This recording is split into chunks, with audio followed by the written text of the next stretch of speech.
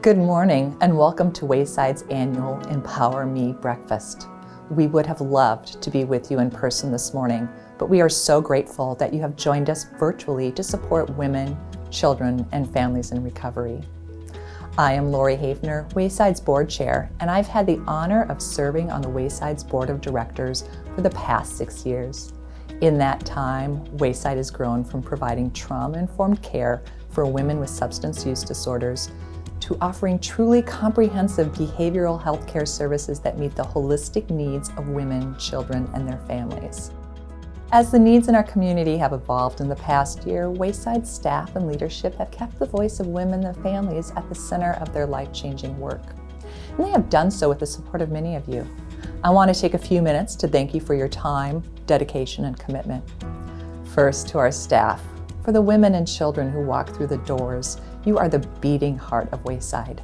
As you will hear from our alumna today, the compassion and care you provide is what makes the difference in their recovery. Breaking the cycle of addiction and trauma would not be possible without compassionate, hardworking, and committed staff like you. Thank you. To our board members, thank you for the time, dedication, and experience you share to ensure Wayside continues to be a thriving and integral resource in the community. Wayside would not be as strong without your expertise and guidance. Thank you. To our donors, volunteers, and partners, your generosity doesn't only sustain our programming and services. Your support creates a community of hope and inspires others to join us in our mission. From rolling up your sleeves to collecting basic needs items and supporting our work in significant ways, you empower our staff and services to be nimble and meet our clients' every need. You, our community of hope, are behind us every step of the way and help us rise to meet every challenge. Thank you. And to our event sponsors, thank you for your generous support and commitment to Wayside's comprehensive services. You empower our event to raise funds that directly support our women, children, and families. Many of you have sponsored the EmpowerMe Breakfast for several years, and we are grateful for your steadfast support. Thank you. And thank you all for your partnership and investment in our work and for joining us today. Now, please join me in welcoming Wayside's Chief Executive Officer, Ruth Richardson. Thank you, Lori, for that introduction, and thank you all for joining us for our annual breakfast. The last few years have been unrelenting in so many ways for our communities. The COVID pandemic continues to devastate. We continue to see trauma on trauma. The murders of George Floyd, Daunte Wright, and the killing of Amir Locke. There's so much hurt in our communities. Personally, I felt that loss this year, losing a family member to COVID and to an overdose. Overdose deaths in Minnesota and in our nation have hit an all-time high. So many people are not okay, and our communities are crying out for help.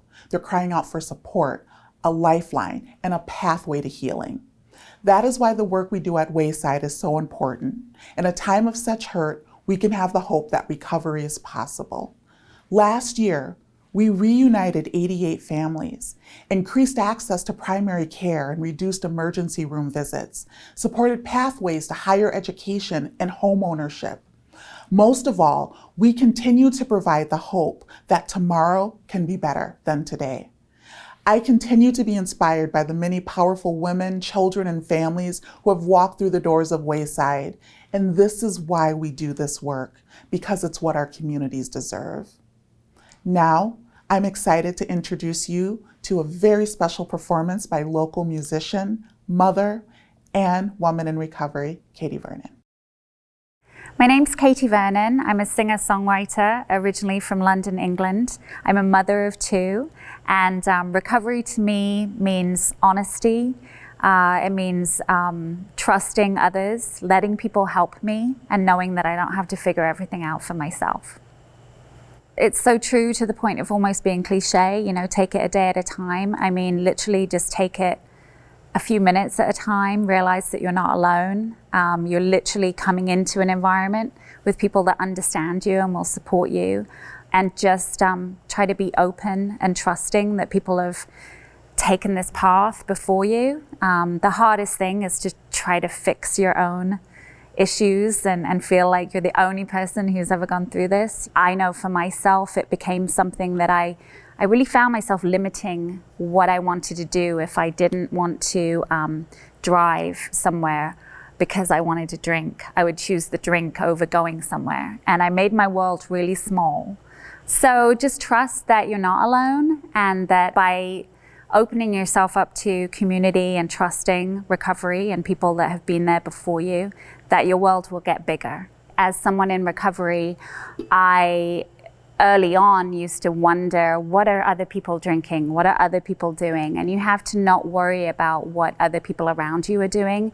You have to just feel confident and safe in your own choices. And I think once I started to realize that everybody's going through recovery at different paces, and it doesn't really matter how much you drink, it just matters why. And if you can start to feel more comfortable in coping with those situations or triggers that made you want to drink, then you can start to experience life without it. And life without alcohol for me is so much brighter and friendlier and safer.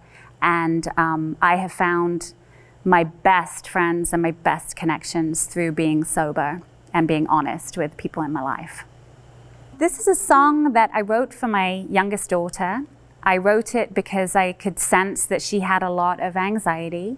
And sometimes you want to fix people's problems. As a mom, you wish you had the answers to everything, and we don't. And we have to sometimes just tell the people in our lives that we know they're going through something tough and that you're there for them.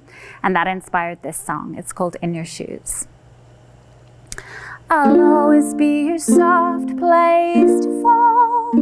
There's never any time you can't call. You know I'll never give up on you.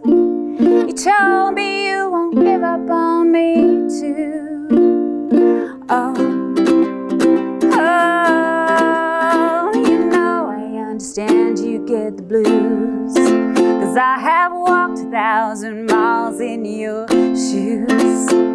You know I understand you get the blues, 'cause I have walked 1,000 miles in your shoes. In your shoes, I'm with you. In your shoes, I'm with you. This world is so much better than it seems. Just look ahead to where you're led by all your dreams. Never fear the road that you take. It's okay along the way to make mistakes. Oh,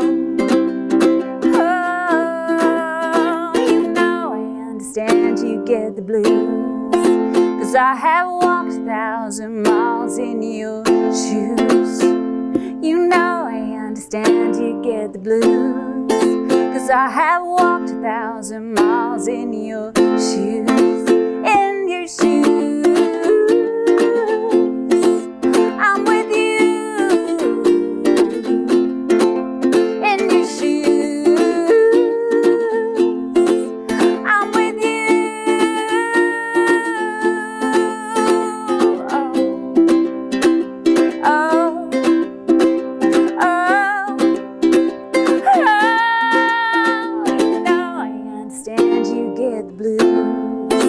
I have walked 1,000 miles in your shoes.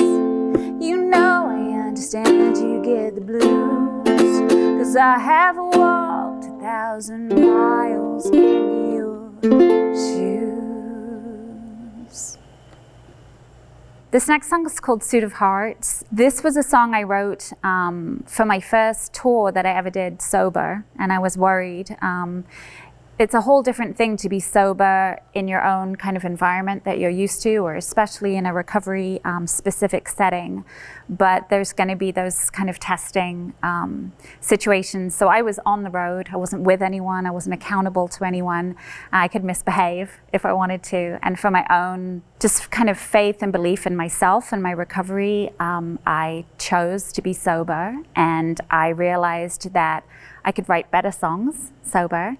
And this song is really a celebration of you're not defined by your mistakes. and that you can be as vulnerable as you want to be. I literally felt like I was wearing a suit of hearts, my heart on my sleeve, and that some people might judge me, but I was going to just be as transparent and honest as I could be.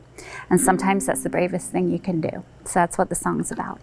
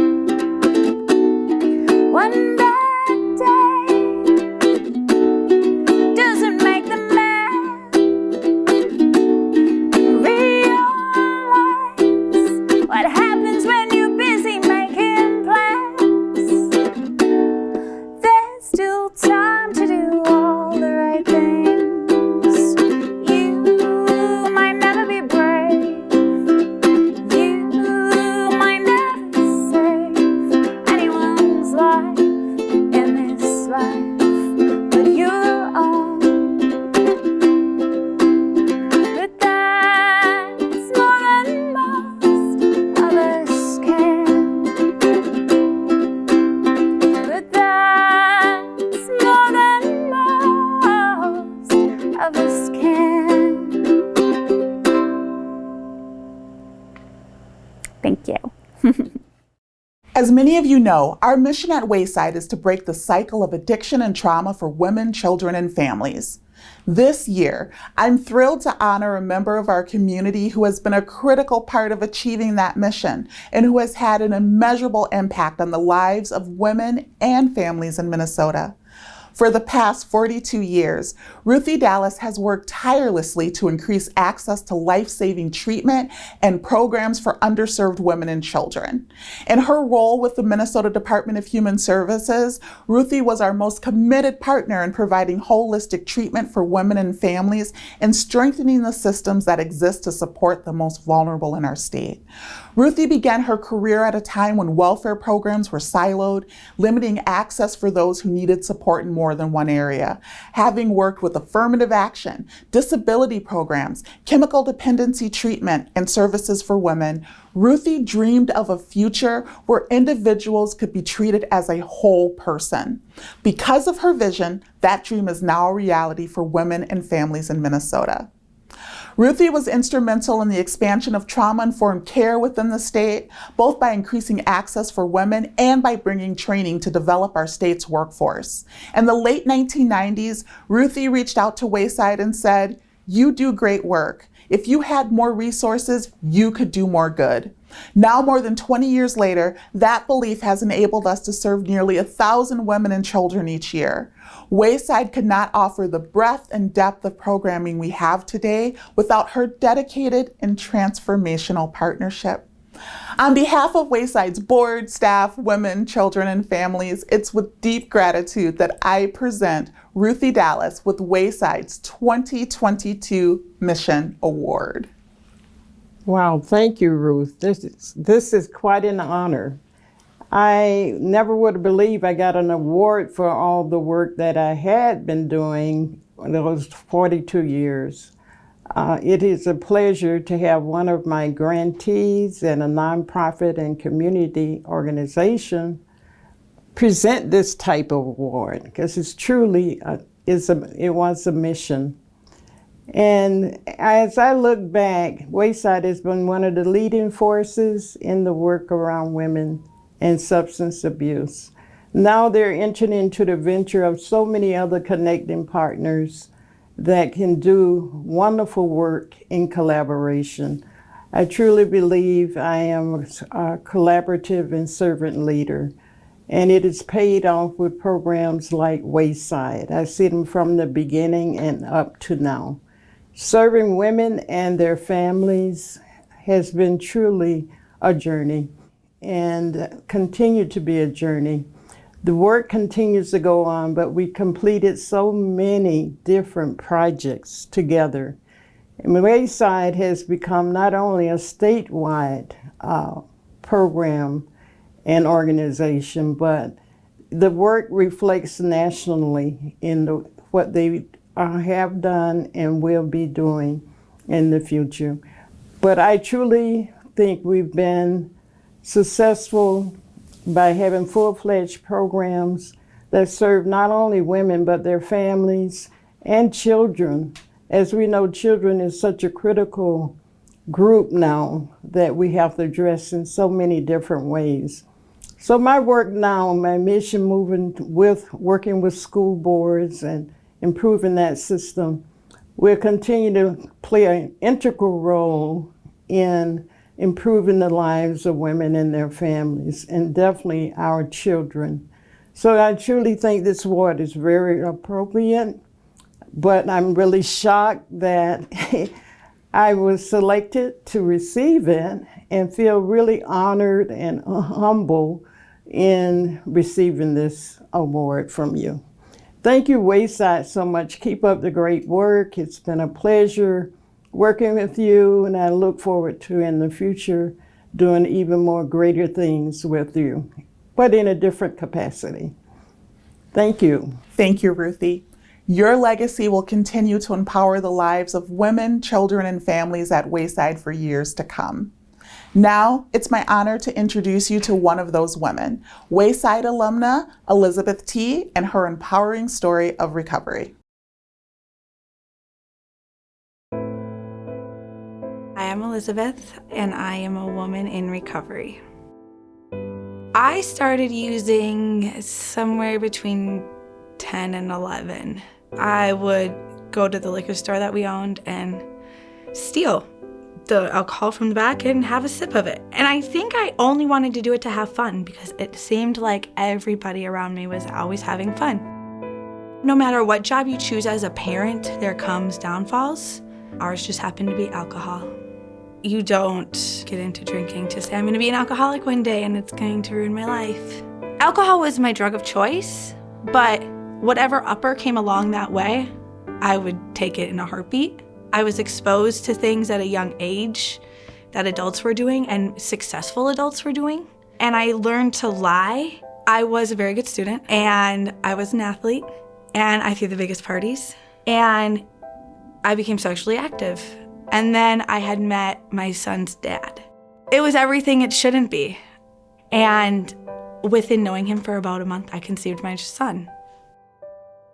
Having a biracial child, you realize how much hate there is in this world. My best friend's parents still don't talk to me. My oldest son's dad wasn't around a lot after we had him in high school. He still struggles with life. I got my own place, and that's when I met my second son's dad. So we had my second son, and that relationship lasted a couple years after that. It was high intensity abuse, verbal, mental, physical, cheating. It's still hard to think about those days.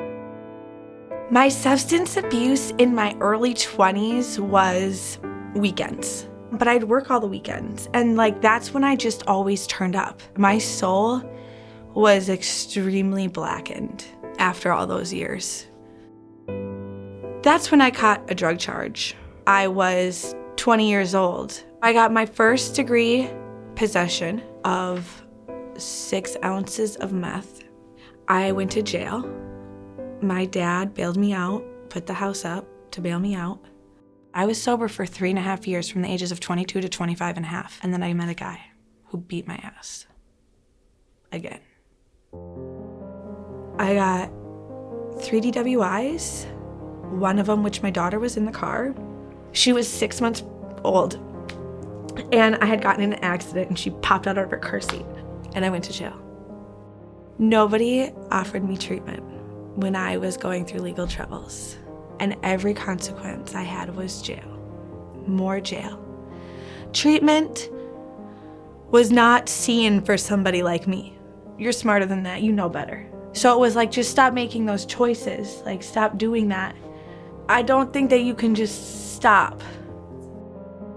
I didn't want the stigma of treatment. If I have to go to treatment, I have a problem and something is wrong. I ended up at Wayside because I needed help. September of 2020, my 16-year-old son got pulled over with a trunk full of guns, and I was sick. It's all my fault. I'm thinking of all the times he's seen a man I brought around with a gun. I'm just thinking of all the times that he's seen me get beat up. I ended up drinking that away. He gets home May 2021. He's out for 2 weeks. He was pulled over at 1 o'clock in the morning and arrested again because they had all these other charges and all this stuff that had built up. My daughter went to Disney World with her dad because he sees her once a year. My other son was with his dad. And I escaped to a guy that had beat me up for a year straight. And I drank myself and drugged myself until I couldn't feel anymore. And my probation officer knocked on my door. And I was in the cities. And she said, "We have CPS here. And I'm just coming to do a wellness check. I haven't heard from you in a couple months, Liz. And usually if I don't hear from you, things aren't good." And I panicked. The only way I knew that I wasn't gonna lose my kids is if I go check myself into a psych ward right now. And I was there for 8 days. I was diagnosed with bipolar, panic and paranoia disorder, severe anxiety and depression. And at day 8, they're like, "Okay, you can go." And I'm like, "Go where? Please, please don't let me go." I'm begging at this point to stay in a mental institution. They kept me, and then I got a hold of Wayside. Coming into Wayside, I was broken. I was strictly surviving every single day. For me at Wayside, I was able to not have to worry about my daily necessities so I could focus on what I had to. Wayside helped calm the fear of my kids for those 2 months. They let them know that Mom is okay here. The best thing about Wayside is that it addresses your mental health along with the sobriety. With that focus on mental health, Wayside is able to break down a woman to where she can build herself up again. And so I'm finally reaching goals. It feels amazing. I was going through human services, and with my felony and my background, I was scared, and that tension and anxiety had made me want to relapse. Roche walked me through those relapses with a phone call. And she just said, "You're not a bad person. you just made some bad choices.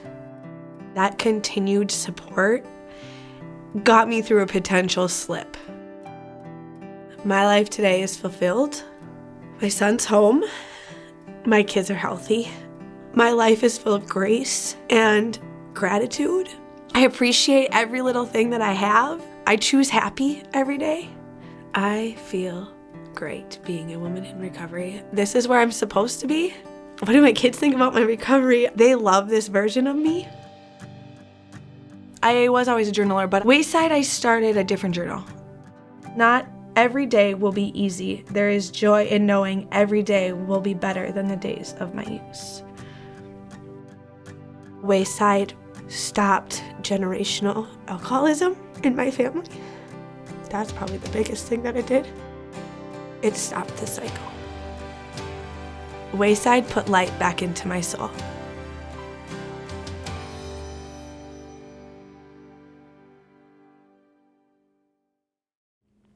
I'm Kylee Leonetti. I am a friend of Wayside and an advocate for women in recovery. And I'm joined today by Liz and another Wayside alumna, Brenda. And both of them have incredible stories. So thank you both for joining me here today and talking a little more. I just want to jump right in and talk about recovery, talk about something I think you share in common, which is similar stop moments. So Liz, for you, you had mentioned that it was really you seeing your son living out your karma that was what propelled you to go into treatment. Can you tell us more about that?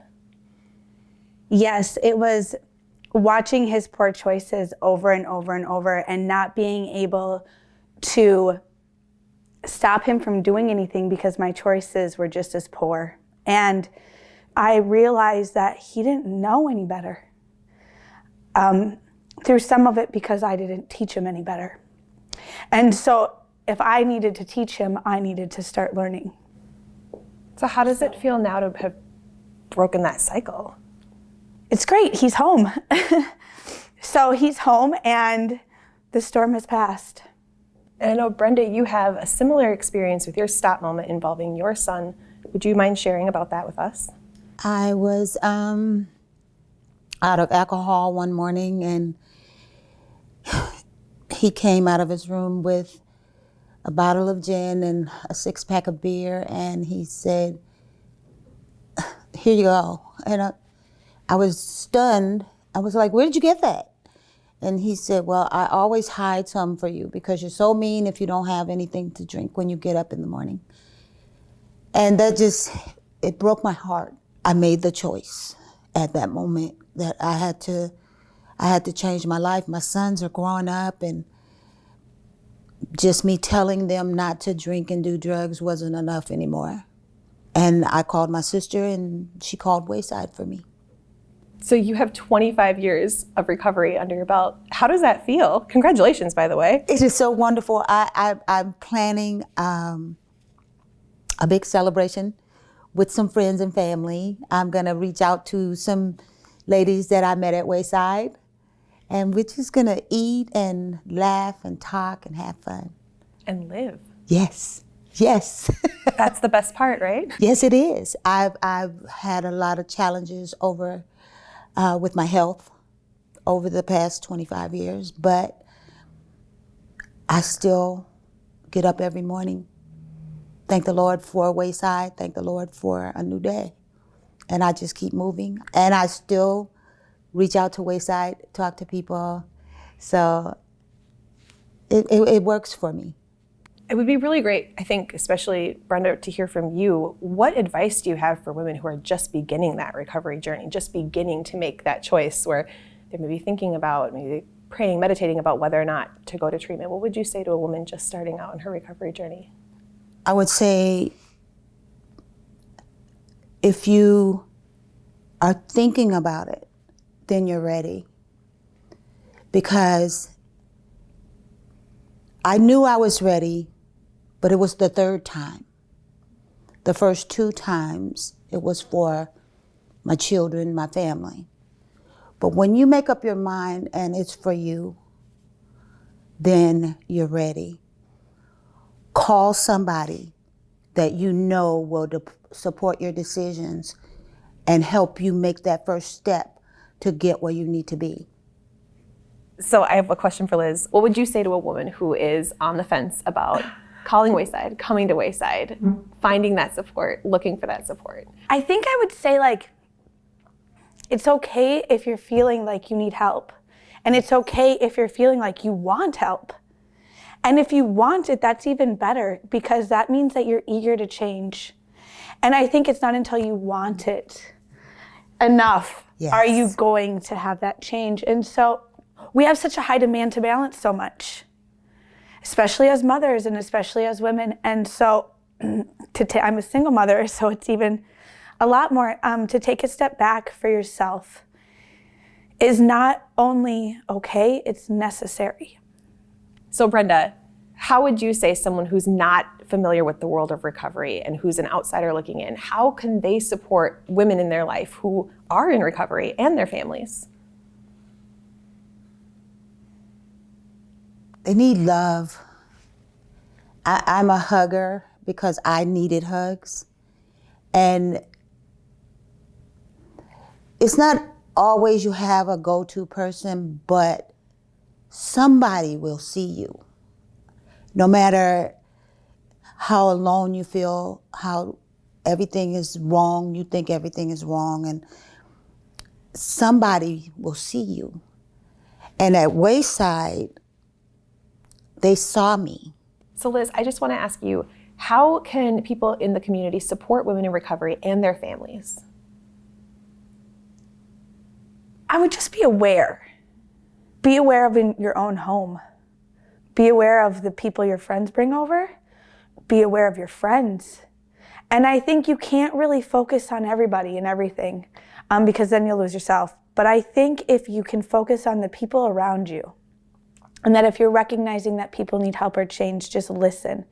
And to not pressure, and to not push, to not judge, to not accuse, to just listen. And be kind. Yeah, and just wait. Just wait it out with them, because their storm is rolling through. You know, so you could be getting them in the midst of their storm. And so you gotta wait it out with them. And that takes a lot, but it also can be very effortless if you just are there to know they have support. 100% unconditional love. Love, right? And so I think that is like the biggest thing. I think what I'm hearing from both of you is for someone to be a witness to your life, for you to not be in this alone. And so it's again where I want to like nod to Wayside, is that there are those people, and there is, you know, a sister in your life who is able to help you find Wayside and help you find your people that you can call when you're having a dark night of the soul and really reach a breakthrough, because you're not alone. Thank you, Liz and Brenda, for being with us today and sharing your inspiring stories. As you have just heard, Wayside's incredible staff, individualized treatment, and comprehensive programming made all the difference for both Liz and Brenda's incredible journeys. But that work doesn't happen without you. Today, our goal is to raise $75,000 to support our life-changing services. Our comprehensive model of care works, but only half of the cost is covered by insurance reimbursements and government contracts. When you donate today, 100% of every dollar goes directly to supporting the women and children who walk through our doors. Together, we are stronger. If everyone attending today's event gave just $50, we'd make our goal right now. You can do that by texting Wayside and the amount that you'd like to donate to 50155, or by clicking Donate Now below the thermometer on this page. Please consider making a gift. You won't regret it. You'll empower women like Liz and Brenda with everything they need to thrive, everything they need to break the cycle of addiction and trauma for themselves and for their children. Thank you, thank you, thank you for being with us today, for celebrating Wayside and our amazing women and families, and for your generous support.